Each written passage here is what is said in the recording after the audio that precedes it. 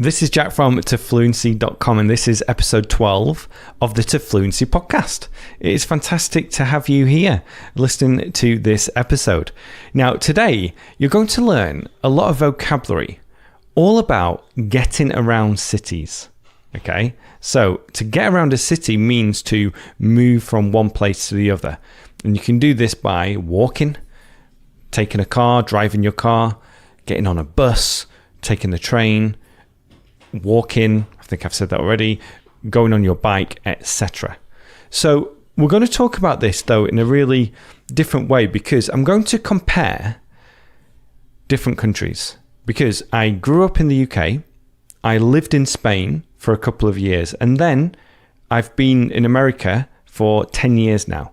So these three countries they're very different when it comes to getting around a city. I'm going to talk about what I dislike about the US. It's very specific. It's quite interesting as well, I think. But yeah, today you're going to learn vocabulary related to this and just get some good listening practice, because I'm going to talk about this in a more conversational and informal way. But before we go too deep into it, if you want to thank me for these free podcast episodes, the best way to do that is to leave a review. So whichever podcast app you're using right now, I'm sure there is a way to click leave a review. And if you do that, I'll be very grateful. And also feel free to send these episodes to friends or anyone that you think would benefit from them. Okay, so let's start with the UK. I grew up in a place called Preston, Lancashire, which is quite close to Manchester. Now, it's not a big city, but it is a big town or a small city. I think the population is around 150,000, but then there are lots of small towns and villages that are part of the greater area. So it's quite a big place. But growing up, I used to go around and get around the city on my own quite a lot from quite an early age. And one of the things that I really liked, which looking back now I realise, is that there were pavements everywhere. In American English, you use the term sidewalks. But growing up there were sidewalks and pavements everywhere, meaning that I could more or less travel around safely. And there were also a lot of zebra crossings. In the US, they call them crosswalks, where you can safely, hopefully, in most cases, cross the road and cars will stop for you. And one thing about the UK is cars do stop for you if you go across a zebra crossing. There is this time, you have to wait for them to slow down, but once they slow down and stop, then you can, in most cases, safely cross the road. So when I used to go to my friends' houses, I used to walk there quite a lot. But then when I got a little bit older, I started to ride my bike. So I got a bike and rode my bike everywhere for a certain amount of time. Now, when we used to go to the city centre, the town centre, we used to take the bus. And it was the number 32 bus, I remember. And it used to, or maybe it was 23. I sometimes get confused with numbers that way. It was either 23 or 32. I think it used to cost 32 pence to take the bus to the town centre. And my friend and I used to save up money and take the bus, go to the centre of town and just buy things that we didn't really need. And then even when I got older, we used to take the bus to the centre of town to go to pubs and clubs. So taking the bus in the UK is quite common. Now, when we used to travel to different cities and towns, we used to either drive, take the bus, or most likely take the train. Trains are good in the UK, so to get to different places, it's quite common to take the train. And I just want to say at this point as well, when you get to bigger cities like Manchester and especially London, there are many different options for you to get around the city. So generally speaking, there's the subway. There's also in Manchester, there's the tram, which is quite common now. Buses are very common too, and people take taxis. But getting around big cities, it's not common to take a car, or it's not as common to take the car. Now, let's move on to Spain now, because I lived in two cities in Spain. Firstly, in Bilbao, and secondly, in Valencia. And those two cities are big, so very big in terms of the biggest cities in Spain. I think Valencia is number 4, maybe Bilbao's 5, maybe it's even number 3. I can't remember now. But two big cities. And in these cities, we had endless options when it came to getting around them. So when I was teaching language lessons, I used to either walk to places, take the bus, that wasn't as common, take the underground, or take a train. There was also a tram in both places. And I think I actually took the tram the most because of where the language school was.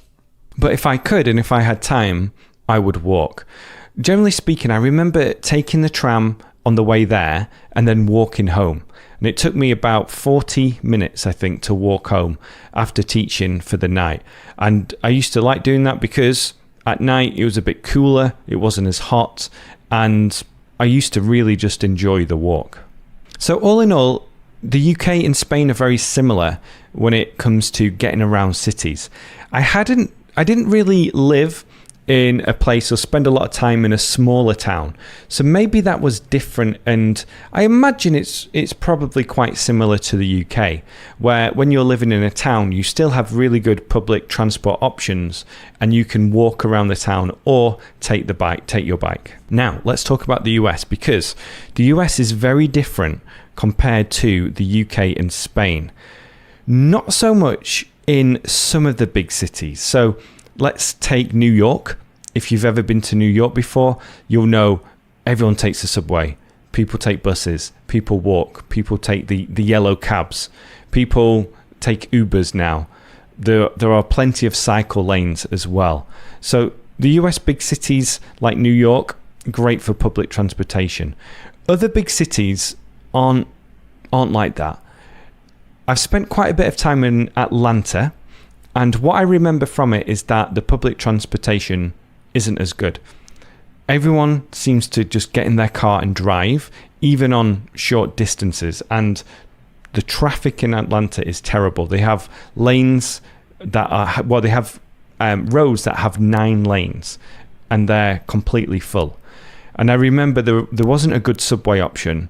I can't remember about the buses, but I've spent some time in Atlanta bus station, the main one, and it's a scary place. So people don't tend to take the bus as much in the US. And I think this is true of the big cities too. I'd spent a bit of time in Houston, and there was a metro that you could take, an overground tram system. Austin wasn't the best for public transportation either. And let's go now to smaller cities where obviously they don't have subways because they're not big enough to have the subways or train systems. And generally speaking as well, the train system in the US isn't as developed as Europe. I think being such a big country means that it's not as common. There are a lot of train systems in the northeast between cities like Philadelphia, Washington, D.C., New York, Boston. But in the south, where I live, and I'm sure in the Midwest and some of the West Coast too, trains just aren't popular at all. There isn't a train station where I live. So you can't go to the train station and get a train somewhere. There is a bus station, but again, the thought of getting on a bus here, people don't tend to do it. If you're going to travel to another city, most people either drive there or take a flight. So flying between cities in the US is more common than Europe from my experience. Now, the US is a lot of towns and cities and suburbs, they've been built with the car in mind. So there are a lot of people who live in suburbs. These are outlying districts of a city and residential in nature, where there are lots of detached houses that aren't terraces or condos or blocks of flats, but they're standalone houses with a yard, a driveway, lots of garages, and people don't tend to park on the street. They tend to park on their driveway or in the garage. But one thing that I find is that there aren't sidewalks or pavements in British English in the suburbs. So where we live in the suburbs, out of the city, and there are no sidewalks anywhere, which I just still find very confusing, and I don't really like it too much, because with children and just walking around in general, you have to walk on the road. So wherever you go, you're walking on the road. And this can be annoying because obviously it's not as safe, and taking children or dogs out, it makes it even less safe. So this is something that I find that is all over America when you get into the suburbs especially. When you're in big cities, there are sidewalks and pavements, but not in residential areas. And another example of explaining how everything is about the car, a lot of bars and restaurants are in places where you can only get to by car. So in a lot of towns and cities, you have everything in the city centre and then some community bars and restaurants. But here, a lot of restaurants and bars and places to go, grocery stores and different shops, they're in places that are called strip malls, a strip mall. And I can explain a strip mall here, but I think it's also a good idea if you can multitask to go to Google Images and just type in strip mall, because it's going to show you examples. They're basically like a big building or 2 or 3 large buildings with different shops and restaurants and whatever you want to have in there, and a big parking lot. And these are usually in places where, again, there are no sidewalks to get there. There are no sidewalks to get there. So you have to take the car in order to go get there. And this is something that I found quite strange. We do have some of this in the UK, but usually these are reserved for things like cinemas or bowling alleys, things like that, where you need a big building outside the city centre in order for it to work. But here, it's very common in the US to have these strip malls. And again, you can't get there on foot. You can't really get there on your bike. It's usually too dangerous.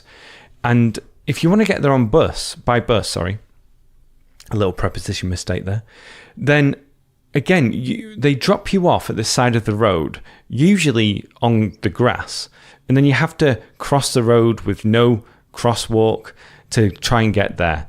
So for pedestrians, it's very dangerous in the US, and you just can't walk places. And this is something I miss so much. That's something I miss about the UK and Europe in general, and Spain, is that when I was going to a restaurant or a bar, I walked there. When I was going to my language school or a language lesson, I'd walk there if I could. I'd walk everywhere. We'd walk to get groceries. We didn't have a car in Spain. We just walked everywhere or took public transport. And then when you move to the US, especially if you go to the suburbs, then you just can't walk places. It's impossible.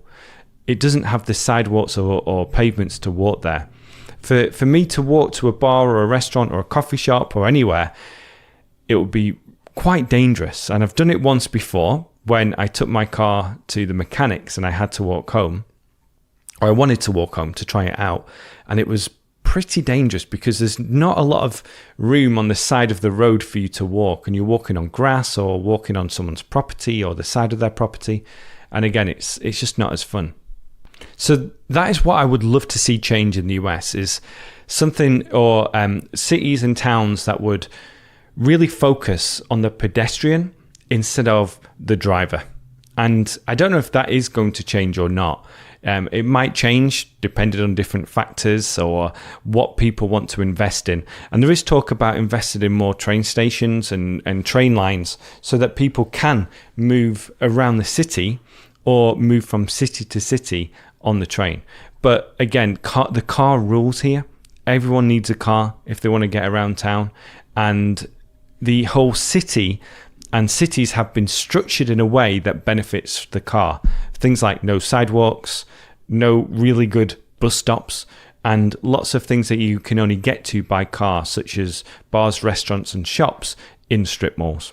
Okay, so what I'll do is I'll leave some of the key phrases from this podcast in the description so that you can just look that over. And then I also just recommend looking at Google Images for things like strip malls and anything else that you want to just have a good image in your head. And then if you've enjoyed this podcast episode, then please leave me a review. It would really benefit me and help me reach more people who would benefit from these lessons. And then go to fluency.com to learn more about what I can offer you, whether this is a free book, my 5-step plan for English fluency, some lessons on my website, or if you want to take my paid program. Okay, so head over to fluency.com.